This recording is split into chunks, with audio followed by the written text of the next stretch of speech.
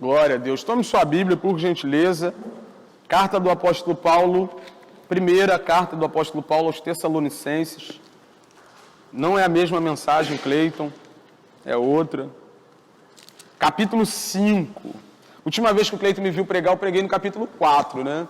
Versículo 13. Primeira carta de Paulo aos Tessalonicenses, capítulo 5. A gente vai ler do versículo 1 até o versículo 11. Primeira carta do apóstolo Paulo aos Tessalonicenses, capítulo 5, versículo 1 até o versículo 11. Jefferson, me perdoa, dona Deise, né? Eu falei que ia dar uma Bíblia para cada um hoje, ontem era feriado, eu esqueci. E aí não pude ir lá comprar, tá? Mas domingo que vem, sem falta, eu vou dar uma Bíblia para cada um. Achou aí? Irmãos, relativamente aos tempos e às épocas, não há necessidade de que eu vos escreva, pois vós mesmos estáis inteirados com precisão, ou seja, vocês sabem muito bem de que o dia do Senhor vem como um ladrão de noite. Quando andarem dizendo paz e segurança, eis que lhes sobrevirá repentina destruição, como vêm as dores de parto a que está para dar à luz. E de nenhum modo escaparão. Mas vós, irmãos, não estáis em trevas, para que esse dia, como ladrão, vos apanhe de surpresa. Porquanto vós todos sois filhos da luz e filhos do dia. Nós não somos da noite, nem das trevas.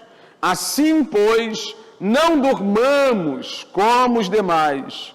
Pelo contrário, vigiemos e sejamos sóbrios.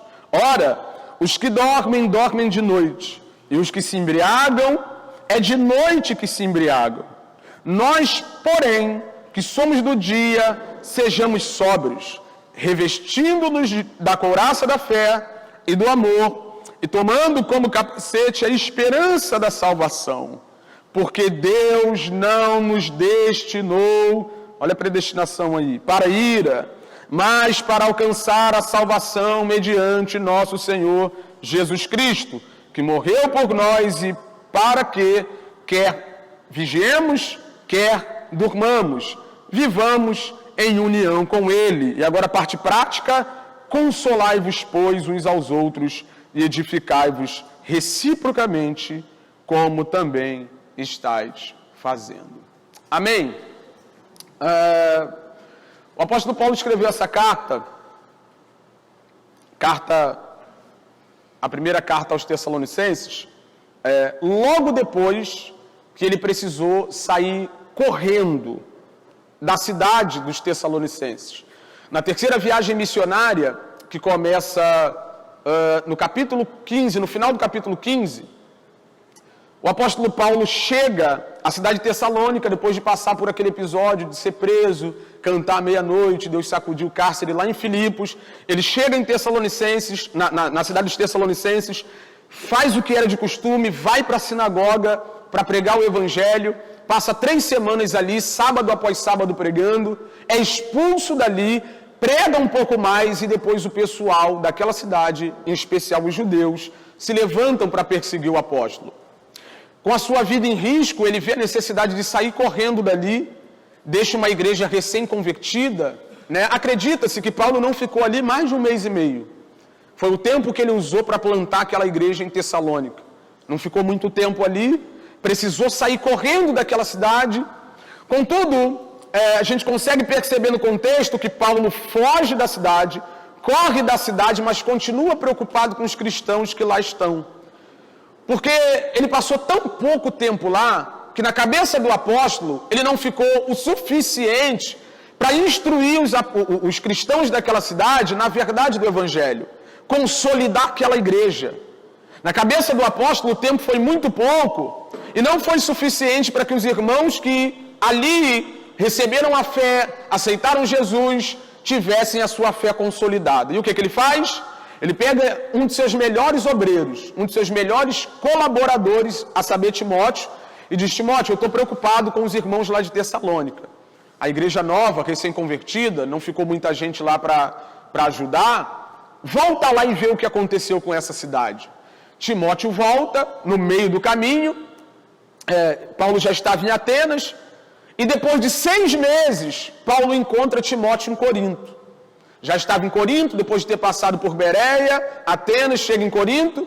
Depois de 6 meses, Paulo reencontra Timóteo. Timóteo traz as notícias de Tessalônica e ele explica para Paulo: Paulo, graças a Deus, ao invés da igreja minguar, ser destruída, os irmãos novos convertidos terem se desviado, aconteceu o contrário. A igreja cresceu, progrediu, evoluiu. Os irmãos cresceram em graça, em fé, em conhecimento, em amor. A igreja, no meio da perseguição, no meio da luta, mesmo que fosse uma igreja jovem, avançou para a glória de Deus.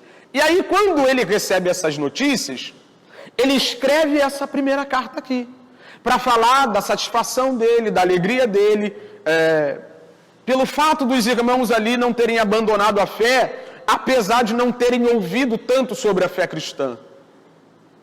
Apesar de eles não terem tido um pastor perto deles o tempo todo. A história não conta se Paulo deixou alguém lá da confiança dele, alguém experiente. Não conta isso. Mas parece que não, por causa da preocupação que ele tem. Porque se ele deixasse alguém lá, da confiança dele, que pudesse falar o evangelho como ele falava, não tinha necessidade de Timóteo voltar. Parece que ele ganha pessoas para Jesus ali e ele fala assim: tenho que ir embora agora com vocês. E aí sabe o que fica bem claro para nós? Que Paulo teve que ir embora, os obreiros de Paulo tiveram que ir embora, os irmãos lá não tinham apoio de um líder, mas tinha alguém lá. Alguém ficou lá, que é o responsável verdadeiro pelo crescimento da igreja, que é o próprio Cristo. Não é? Paulo aprendeu na prática que o homem planta e rega, mas quem mantém e dá o crescimento ainda é Deus. Quando Timóteo volta e diz: ficou tudo bem, Paulo entende, então é Deus que está no controle de tudo mesmo, sou eu não sou eu, né? E aí ele escreve essa carta para falar da alegria dele, do regozijo dele, pelo fato desses irmãos terem progredido na fé. Mas não só isso. O fato de Paulo não ter ficado lá muito tempo também impediu que Paulo esclarecesse de maneira precisa algumas coisas complexas de serem entendidas para aqueles irmãos, né? Em especial, os assuntos pertinentes à volta de Jesus. Os irmãos daquela igreja não compreenderam bem como se daria essa coisa da volta de Jesus. Como é que vai ser isso? E aí a gente percebe que a vida do cristão é extremamente afetada a partir do entendimento que ele tem sobre as coisas de Deus. A gente tem falado muito sobre isso aqui. Hoje, por exemplo, nós falamos de uma doutrina bíblica no estudo que para muita gente só traz confusão, né? É complexa, é polêmica, tal. Mas todas as verdades acerca de Deus levam o homem a viver de maneira mais adequada, mais correta, de maneira mais leve.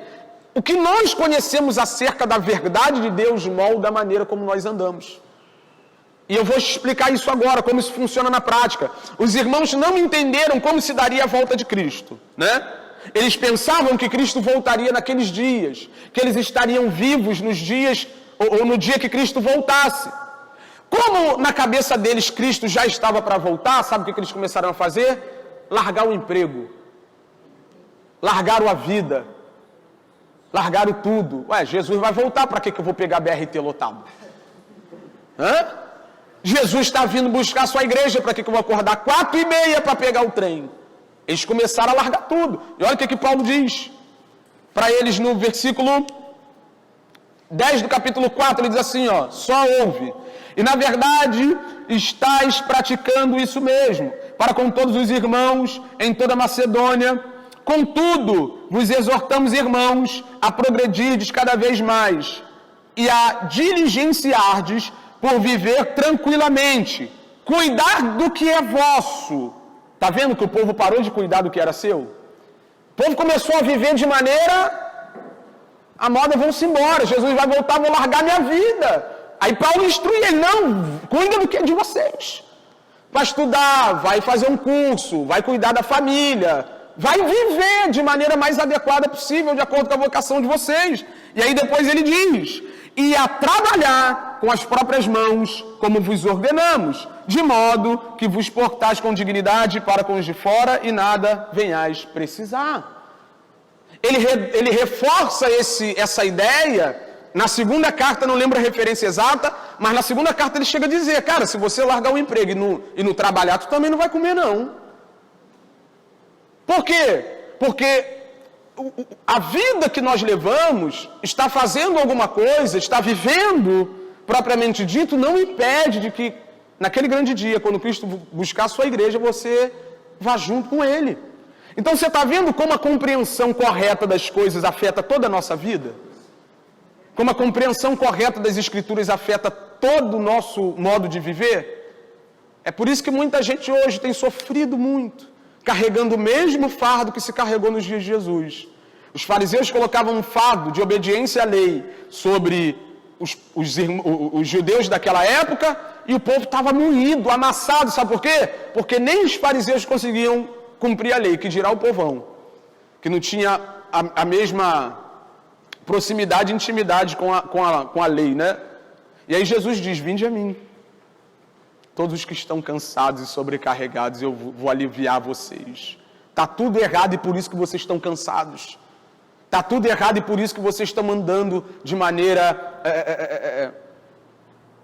dificultosa. Tem sido penoso porque vocês não entenderam o que é viver com Deus. Então, por isso que é importante a gente ter uma compreensão correta do que a Bíblia fala sobre tudo. E a partir disso a gente vai viver de maneira correta. Uma outra coisa, uma outra implicação que teve nessa falta de entendimento, que o pessoal começou a ver os entes queridos, os cristãos daquele tempo, morrendo antes da volta de Cristo. E aí eles começaram a pensar, meu Deus, Jesus está voltando, o que vai ser da galera que morreu? Porque é como se fosse assim, né? Eu digo para a Adriana, eu vou passar aí na sua casa para te dar uma carona para a igreja, né? Porque ela mora muito distante de mim, parede com parede. Vou passar aí para te dar uma carona para a gente ir para a igreja. Aí o Pedro diz assim, mãe, vou também, né? E aí, de repente, o Pedro sai pelo portão da casa dele. Sai para a rua, né? E aí a Adriana olha para um lado, olha para o outro, cadê o Pedro? Cadê o Pedro? Pedro não está aqui, não disse para onde foi, não levou o telefone celular, eu não sei onde o Pedro está. Eu não sei. Cadê o Pedro? Onde é que o Pedro está? E por que ela tem essa preocupação? Porque a carona está chegando. E se a pessoa que vai pegar essa carona não estiver lá, quando a carona chegar, o que vai acontecer? Ela vai perder. Os cristãos de Tessalônica pensavam a mesma coisa. Quem não está aqui vai perder a carona. Porque é isso que Jesus está fazendo, né? Ele está vindo para dar uma carona para uma galera, vai para o céu. E aí na cabeça daquele povo, para pegar essa carona e não perder essa carona para a eternidade, a pessoa tinha que estar ali. Ela tinha que estar viva. E aí, a partir do versículo 13 até o versículo 18, Paulo trata essa questão. E ele diz que do mesmo jeito que Cristo ressuscitou, assim aqueles que dormiram em Cristo, aqueles que morreram em Cristo, também ressuscitarão naquele grande dia. Então não existe problema de alguém que dormiu no Senhor antes da vinda dele. Por quê? Porque quando a trombeta soar, os mortos ressuscitarão de maneira incorruptível. Irmão, é por isso que a morte é um terror para o incrédulo. Para o incrédulo, que Paulo chama aqui no versículo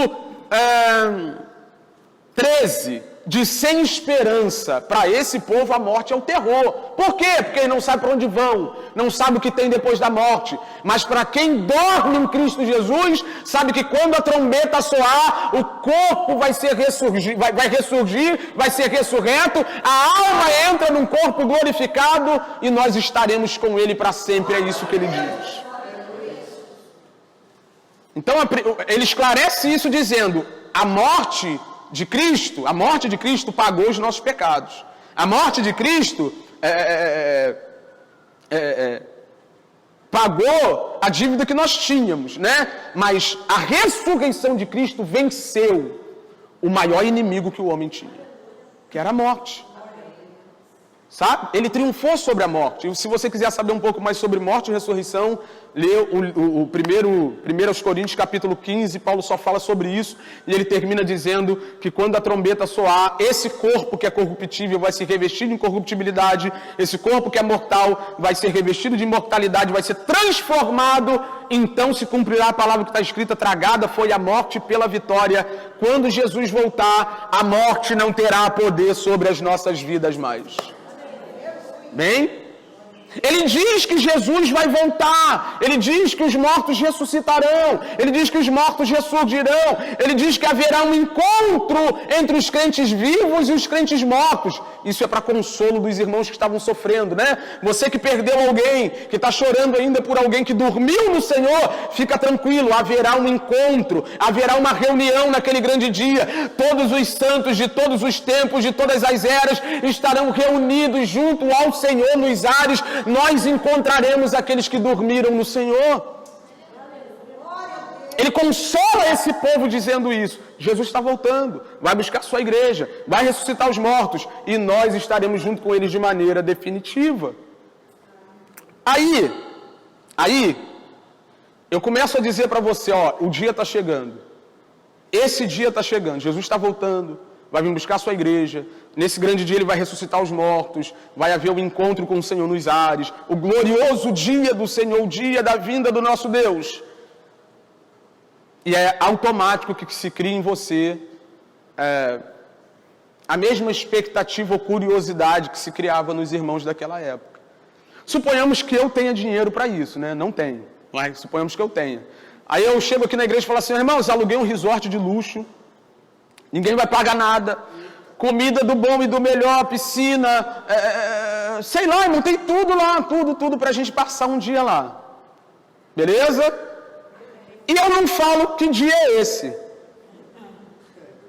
O que vai despertar dentro de você? Ah, Wesley, fala aí, pô. Vai ser quando? Vai ser a confraternização de final do ano? Quando que vai ser isso? É natural que quando se fale de um evento grandioso, nós pensemos que dia que isso vai acontecer. Contudo, o tiro pode sair pela culatra, quando não há uma compreensão correta das coisas. E essa palavra compreensão é extremamente interessante, extremamente relevante. Naquela época o povo não entendeu bem, porque se eu falo para você de um resort de luxo, eu estou falando de algo muito menor do que o grande dia do Senhor para o cristão. Não se compara. O dia do Senhor para o cristão vai ser um dia glorioso, é o verdadeiro dia da vitória. Né? Esse é o verdadeiro dia da vitória.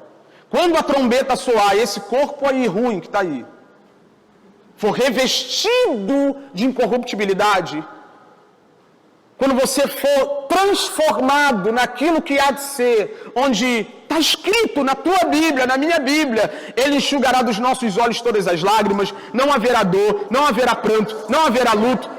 Quando chegar esse dia é o da nossa vitória. Então esse dia deve gerar uma expectativa boa em nós, e nós devemos ansiar por esse dia, esperar por esse dia com muita alegria. Mas onde o tiro sai pela culatra? É a pessoa que não compreendeu a grandeza, a maravilha e o quão bom esse dia é e fica com medo do dia chegar. Pasmem os senhores e as senhoras. Tem crentes que não quer que esse dia chegue.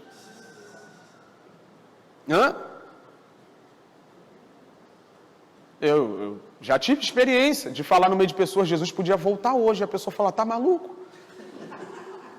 E tem a cara de pau de dizer assim, tu tá falando isso porque você já casou. Sabe? Tem gente que acha que esse dia não vai ser tão bom quanto é. Ele não entende que é nesse dia que todas as nossas dores serão curadas, todas as nossas mazelas serão destituídas, o poder desse corpo corruptível vai ser extirpado de vez. Eles não entendem isso, eles ficam com medo disso. E é o que aconteceu com a igreja de Tessalônica. A igreja de Tessalônica, ela tinha medo do dia da vinda do Senhor.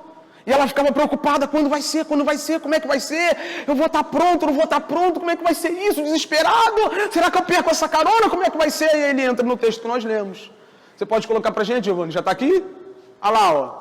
É justamente isso aqui, o que eu acabei de explicar. Paulo vai dizer para esses irmãos aqui, a partir dessa ideia de que o povo lá está preocupado negativamente com o dia do Senhor. Ele diz, irmãos, não queremos que vocês sejam ignorantes. Não, Giovanni. 5:1. Quer acabar comigo? Olha lá. Irmãos, quanto aos tempos e às épocas, isso fala de todo o propósito de Deus sendo cumprido e o plano determinado pelo próprio Deus. Está falando disso. Quanto a isso, os dias que o Senhor determinou, as eras, as épocas que o Senhor determinou, eu nem preciso escrever para vocês.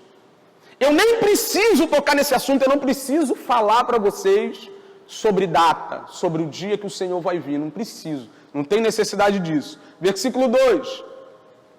Pois vocês mesmos sabem perfeitamente, vocês sabem disso, que o dia do Senhor virá como um ladrão à noite. E o que ele está querendo dizer com isso? Ele está querendo dizer que o dia do Senhor vem de maneira repentina e inesperada.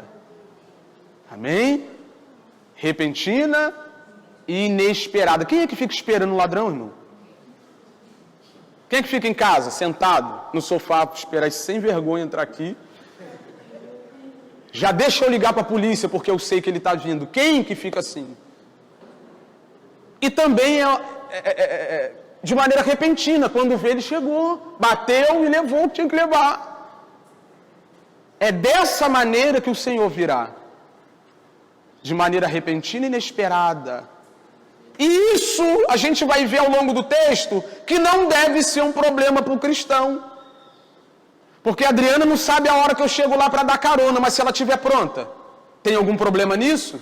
E a gente vai ver como o cristão deve se portar diante do dia da vinda do Senhor. Aqui ele está falando para crente, versículo 1 e versículo 2, ele está falando para os cristãos de Tessalônica. Eu não preciso dizer isso para vocês. Vocês sabem que o dia do Senhor vem como um ladrão. De repente, ninguém sabe a hora, inesperadamente. Põe para a gente, Giovanni, Mateus 24, versículo 36. Por gentileza. Olha lá. Quanto ao dia e a hora ninguém sabe, nem os anjos dos céus, nem o Filho, senão somente o Pai. Me permite esclarecer, Jesus está falando dele quanto homem, tá bom? É o mesmo princípio de que quando o jovem rico chega diante de Jesus, chama ele de bom mestre. Ele diz, não tem ninguém bom?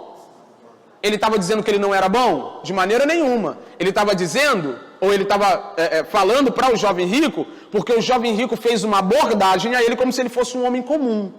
Então, já que você está olhando para mim como um homem comum, eu vou te mostrar que bom só Deus. Mas ele é Deus também. Você entende isso? É o mesmo princípio. Ele não falou dele porque o jovem rico foi falar com ele como se ele fosse um homem comum. Aqui Jesus está falando dele como o próprio como o homem que ele é também. Mas como Deus, ele sabe, do mesmo jeito que o Pai sabe. Não tem nada, o pessoal faz uma loucura com isso aqui, eu falo, caraca, só pensar, tal. Então é isso. A hora, e é engraçado, irmão, que não é só o dia não, nem a hora. O homem sabe quando o Senhor há de vir buscar a sua igreja. Vamos versículo 42 para a gente, Giovanni. Até o 44. Olá, portanto, vigiem, porque vocês não sabem em que dia virá o seu Senhor. Mas entendam isto, se o dono da casa soubesse a que hora da noite o ladrão viria, ele ficaria de guarda e não deixaria que a sua casa fosse arrombada. Está vendo? Se o dono da casa sabe que hora que o ladrão vem, ele fica vigilante. Ele fica de orelhinha em pé. Mas o texto diz que a vinda do Senhor vem como um ladrão. E o dono da casa, ele não sabe que hora esse ladrão vem. Versículo... Esse já é o 44? Assim também, vocês precisam estar preparados, porque o Filho do Homem virá numa hora em que vocês menos... Você pode estar trabalhando, irmão. Estudando, dentro de casa, sabe? E isso não quer dizer que é o que você esteja fazendo que garante sua salvação. Isso está falando sobre a conduta adequada, correta, compatível com a realidade da vida cristã. Isso aqui não é uma prescrição para ser salvo. Isso é uma constatação da vida do salvo. Isso aqui está falando de como o cristão vive de maneira muito natural.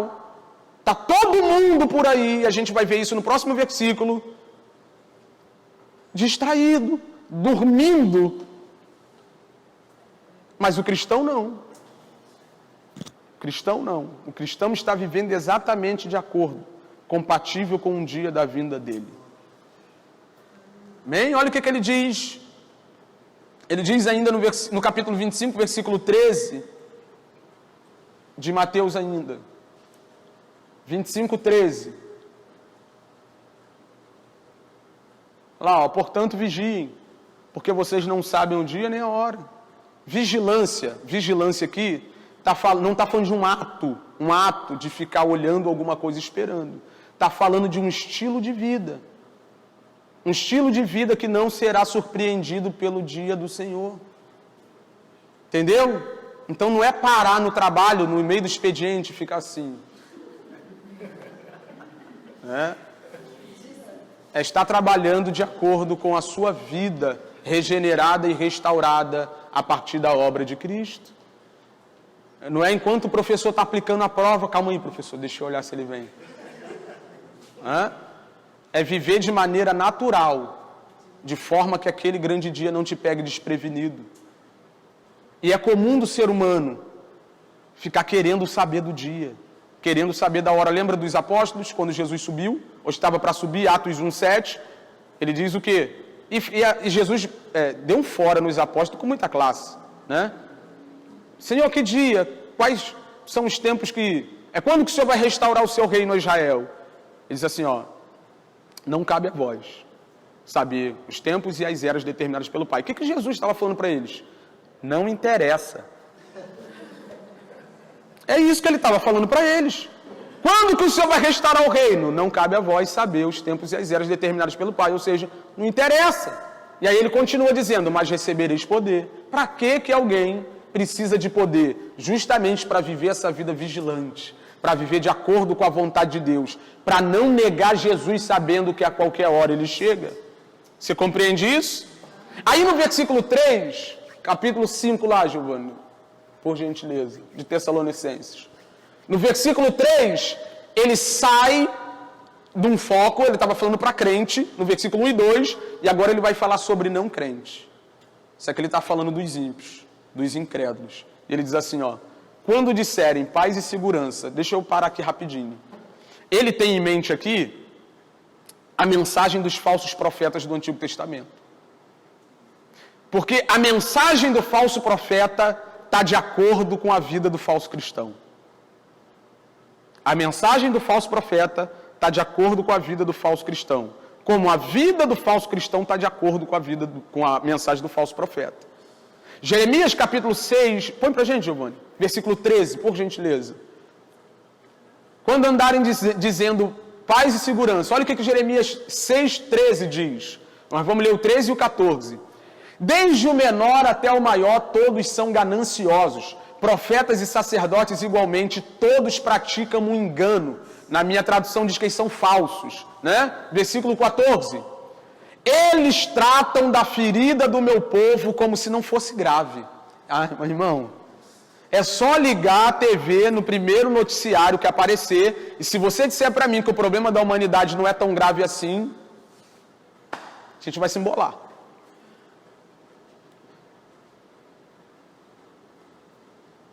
Sabe, essa semana minha sogra deu um berro lá embaixo. Meu Deus, que é isso? E tal, eu falei, o que foi, dona Rose? Ela, que desastre! Estava vendo uma reportagem de um menino, acho que de 11 anos, se eu não me engano. Colocou uma máscara do Coringa e matou a mãe dormindo.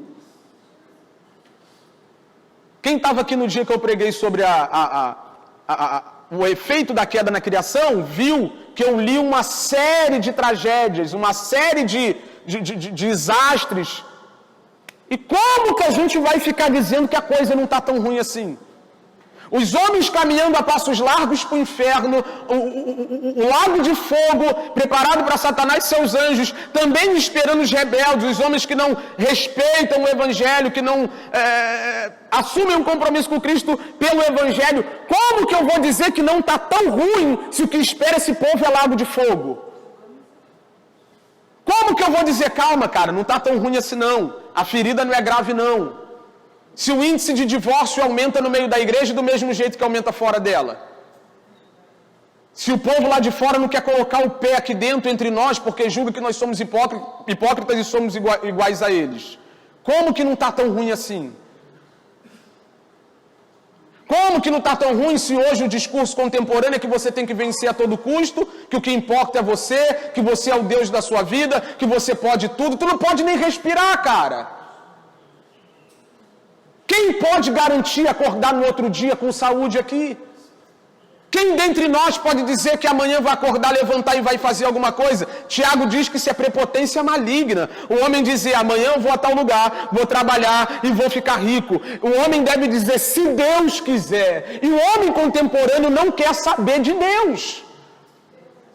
E naquele grande dia vai ser condenado de maneira justa, como nós temos aprendido aqui. O homem não quer Deus, e o único jeito de mostrar Deus para o homem é por meio da pregação do Evangelho. É olhando para ele dizendo, está ruim sim, você está longe de Deus, você está mal, está caminhando para o inferno, mas eu tenho a solução, e a solução é Cristo crucificado para a glória do nome de Deus.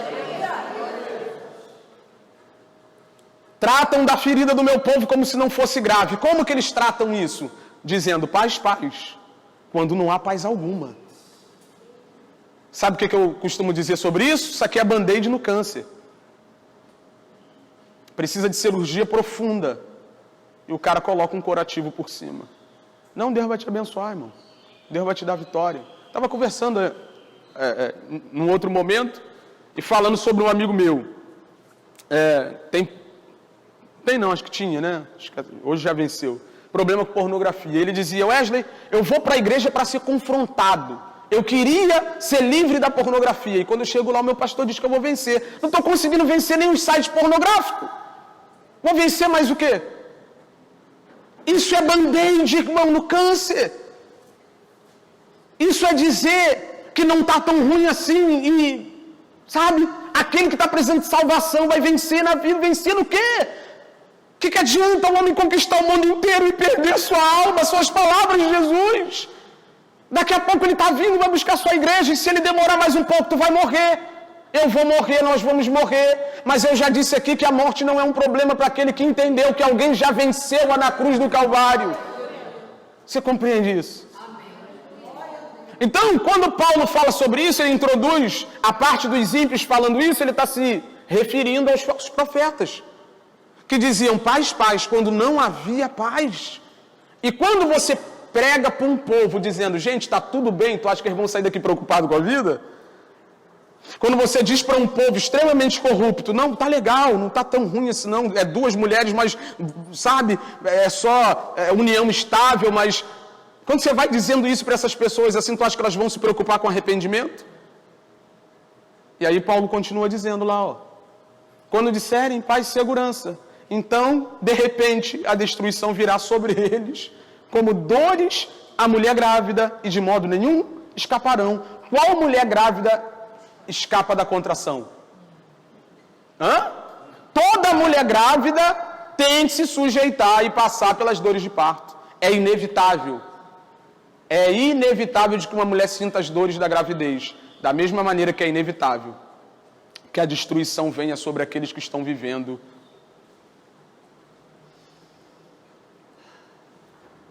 Né? Orlando que diz, eu estou só assoviando para você.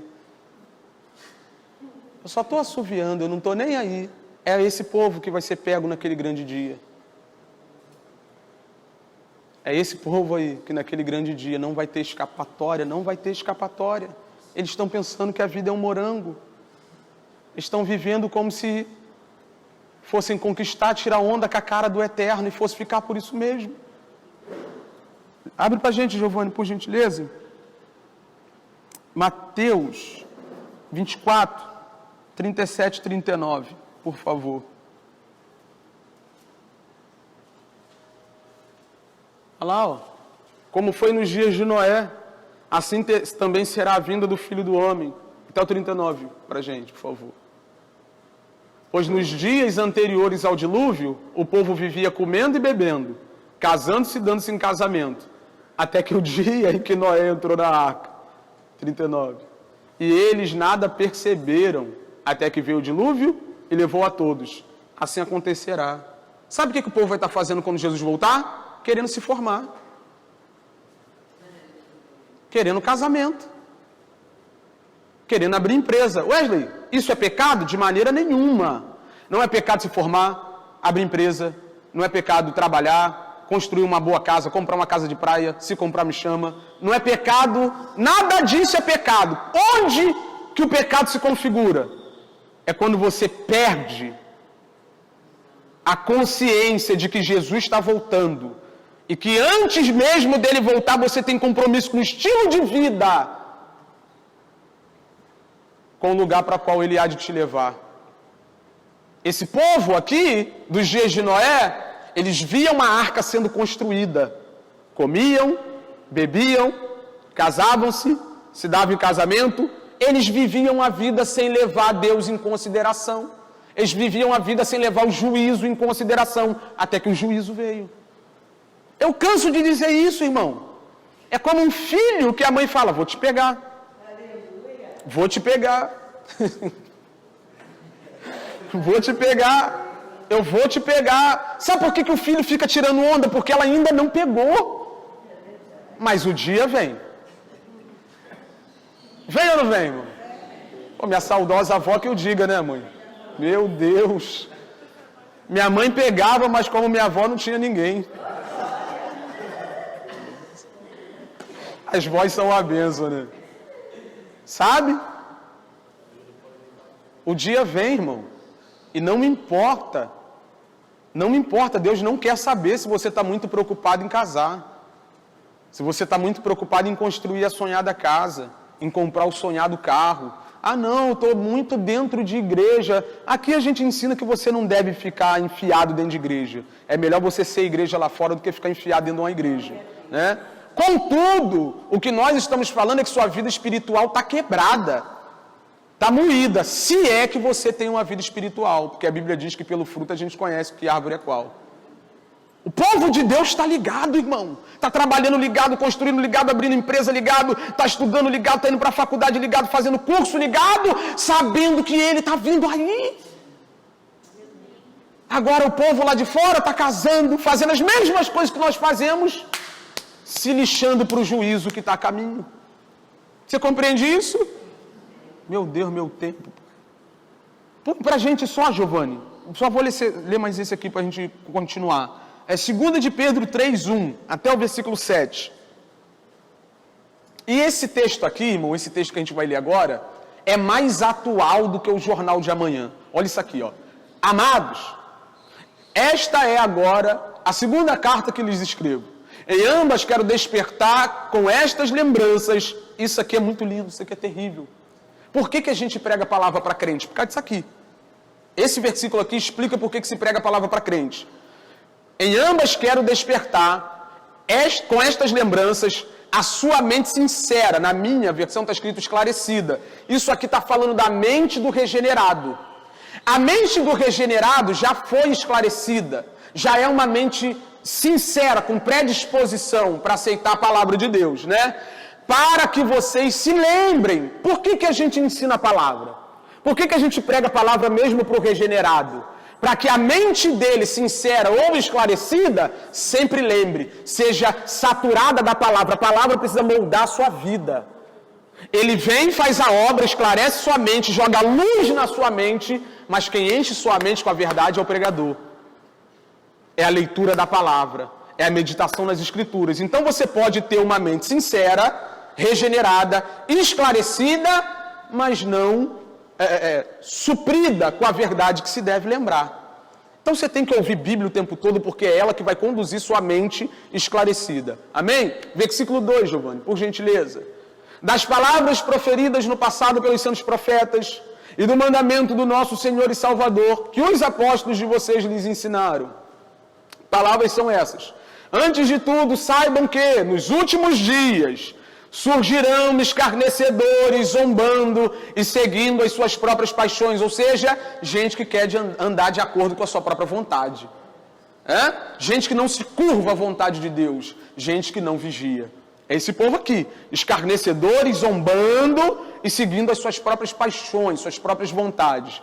Versículo 4. Olha que raça ruim. E eles dirão: o que houve com a promessa da sua vinda? Desde que os antepassados morreram, tudo continua como desde o princípio da criação. Você nunca ouviu alguém dizer: cadê esse Jesus que só diz que vem? Nunca ouviu ninguém falar isso?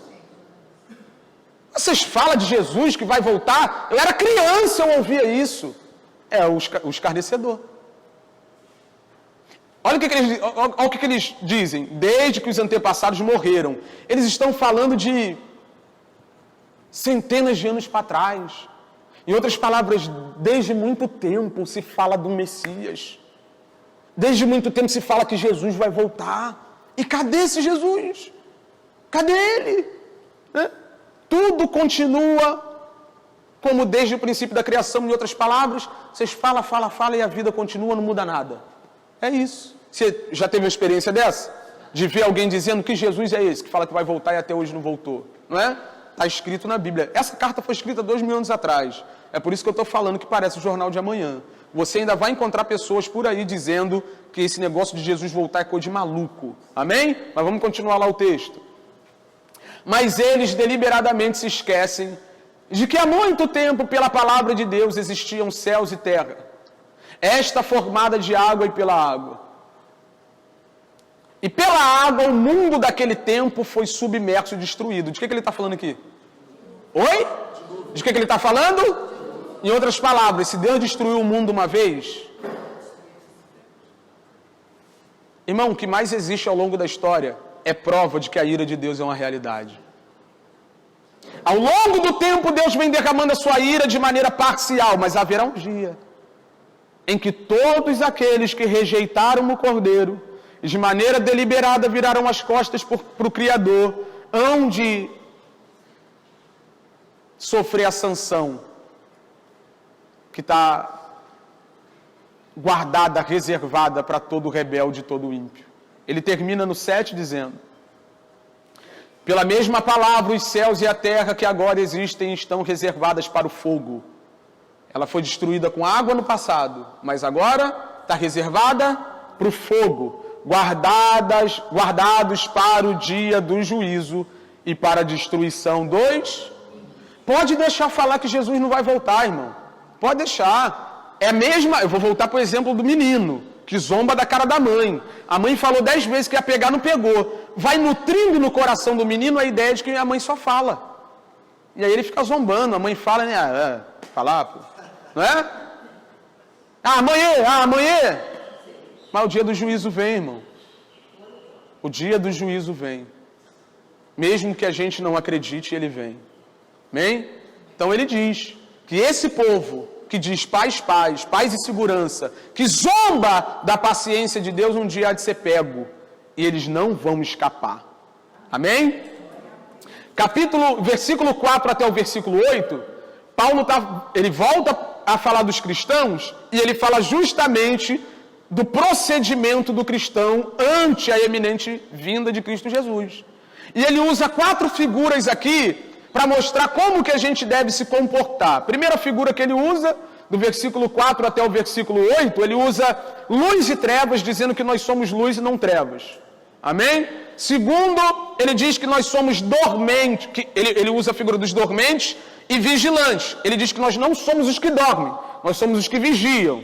Tá bom? Depois ele mostra essa figura muito legal, ele fala dos embriagados e sóbrios. Ele diz que nós não somos embriagados. Né? Quem teve experiência com bebida aqui, eu já tive, sabe como é que é. Quando você está embriagado, você perde os seus sentidos, não tem controle de si, não consegue ter domínio das coisas, e ele diz que o ímpio está embriagado. O ímpio não sabe o que fazer, o ímpio não sabe para onde ir, está embriagado pelas coisas dessa vida, está embebedado. no vinho da promiscuidade, das suas próprias paixões, né? Não sei se você já teve oportunidade de falar com um bêbado, aí você está conversando aqui sobre política, o cara está gritando no seu ouvido sobre futebol, né? Tu fala de uma coisa, o cara parece que não está entendendo o que você está falando, e tu tenta conversar com o cara e não consegue estabelecer um diálogo. Por quê? Porque ele está fora de si. E o mundo é assim, porque quando nós falamos da verdade de Deus, ele não consegue assimilar o que a gente está falando, só Deus, para abrir os olhos do embriagado, para dar aquele banho gelado, né, e fazer a lombra passar. Só Deus. E ele diz, vocês são sóbrios. Vocês não estão embebedados com as coisas dessa vida. Vocês estão ligados. Vocês não. E o último, que é o único que eu vou explorar direitinho aqui, está no versículo 8. Põe o 8 para a gente, está aqui. Nós, porém, que somos do dia, ou seja, somos esse povo que está ligado, que está esperando, vivendo de acordo com a vontade de Deus, não se deixa levar pelas coisas da vida, nós, esse povo, né? Vestindo a couraça da fé e do amor e o capacete da esperança da salvação. A última figura que ele faz aqui, para que você entenda quem você é nesse mundo, é de um soldado.